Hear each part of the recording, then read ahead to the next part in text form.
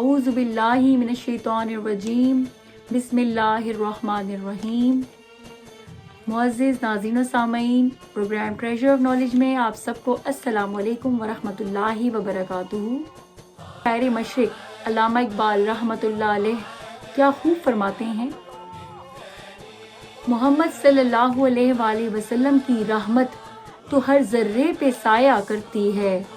मोहम्मद सल्लल्लाहु अलैहि वसल्लम की रहमत तो हर ज़र्रे पे साया करती है। कुफ्र भी जिनके आगे सिर नगू हो जाए, बेशक सुभान अल्लाह। नाज़रीन मोहतरम, आज का हमारा टॉपिक है हजूर सल्लल्लाहु अलैहि वसल्लम की बीमारों और फौत शुदगान पर रहमत। आइए अहादीस की रोशनी में जायज़ा लेते हैं।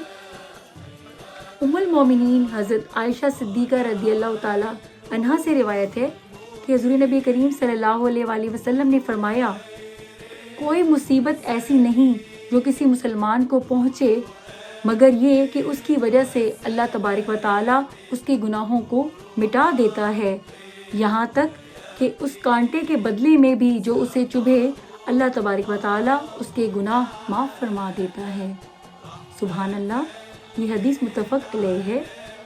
हज़रत अबू हुरैरा रज़ियल्लाहु ताला अन्हु से रिवायत है कि हुज़ूर नबी करीम सल्लल्लाहु अलैहि वसल्लम ने फरमाया, एक मुसलमान के दूसरे मुसलमान पर 5 हक हैं।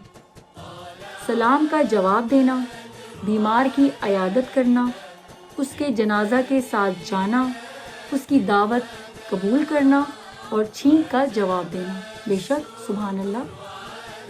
आयशा सिद्दीक़ा रज़ियल्लाहु ताला अन्हा से रिवायत है कि हुज़ूर नबी करीम सल्लल्लाहु अलैहि वसल्लम जब किसी मरीज़ के पास तशरीफ़ ले जाते या किसी मरीज़ को आप सल्लल्लाहु अलैहि वसल्लम की खिदमत में लाया जाता तो आप सल्लल्लाहु अलैहि वसल्लम दुआ फरमाते, जिसका तर्जुमा इस तरह से है, ऐ लोगों के रब, तकलीफ़ को दूर फरमा दे और शिफा अता फरमा।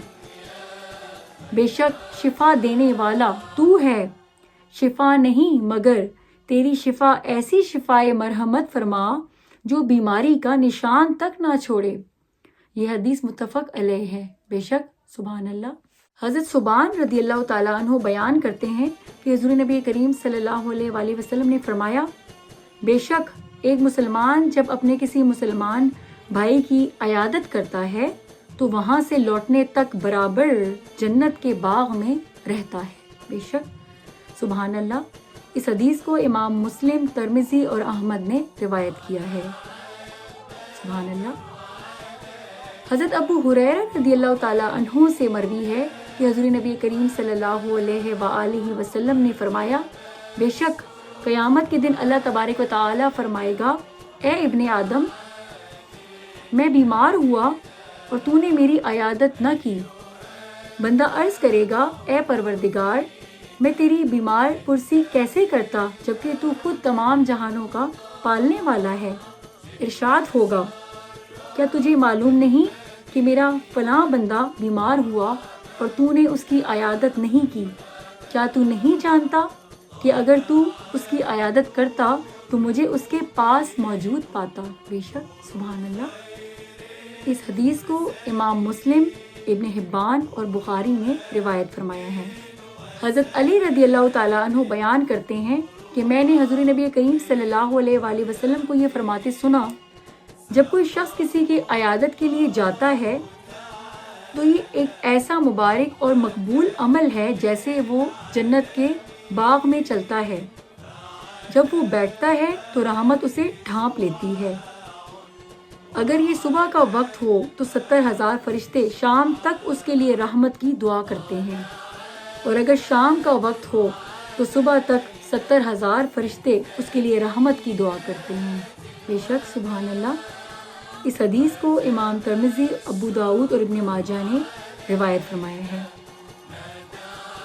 एक मकाम पर हज़रत आयशा सिद्दीक़ा रज़ियल्लाहु ताला अन्हा बयान फरमाती हैं कि हुज़ूर नबी करीम सल्लल्लाहु अलैहि वसल्लम जब किसी बीमार की अयादत फरमाते तो अपना दस्ते अक़दस उसकी जगह उस जगह पर रखते जहाँ बीमार को शिकायत होती, और एक रिवायत में है कि बीमार के चेहरे और सीने पर हाथ फेरते और फरमाते, तर्जुमा, कोई तंगी नहीं, कोई तंगी नहीं, اے لوگوں کے پالنے والے، تکلیف کو دور فرما اور شفا عطا فرما، اور تو ہی شفا عطا فرمانے والا ہے، تیری شفا کے علاوہ کوئی شفا نہیں، ایسی شفا عطا فرما جو بیماری کو سرے سے ختم کر دے۔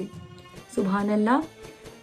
اس حدیث کو امام احمد نے روایت فرمایا ہے۔ بے شک حضرت ابو ہریرہ رضی اللہ تعالیٰ عنہ سے روایت ہے کہ حضور نبی کریم صلی اللہ علیہ وآلہ وسلم کی خدمت میں جب کوئی جنازہ لایا جاتا تو آپ صلی اللہ علیہ وآلہ وسلم دریافت فرماتے، کیا اس نے قرض کی ادائیگی کے لیے کچھ چھوڑا ہے؟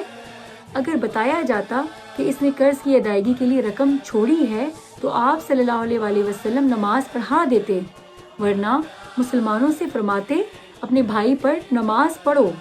جب اللہ تبارک و تعالیٰ نے آپ صلی اللہ علیہ وآلہ وسلم کے لیے فتوحات کا دروازہ کھولا اور اس کے ذریعے آپ صلی اللہ علیہ وآلہ وسلم کو کثرت سے مال عطا فرمایا تو آپ صلی اللہ علیہ وآلہ وسلم نے فرمایا، میں مسلمانوں کی جانوں سے بھی زیادہ ان کے قریب ہوں، سو جو مسلمانوں میں سے فوت ہو جائے اور قرض چھوڑے تو اس کی ادائیگی مجھ پر ہے، اور جو مال چھوڑے تو وہ اس کے وارثوں کے لیے ہے۔ بے شک سبحان اللہ۔ حضرت ابو ہریرہ رضی اللہ تعالیٰ عنہ سے روایت ہے کہ حضور نبی کریم صلی اللہ علیہ وآلہ وسلم نے فرمایا، جو کسی کے جنازے میں شامل ہوا تو اس کے لیے ایک قرات ثواب ہے، اور جو دفن ہونے تک ساتھ شامل رہا اس کے لیے 2 قرات کے برابر ثواب ہے۔ عرض کیا گیا 2 قرات کیا ہیں؟ فرمایا 2 عظیم پہاڑوں کی مثل ثواب عطا ہوتا ہے۔ یہ حدیث متفق علیہ ہے۔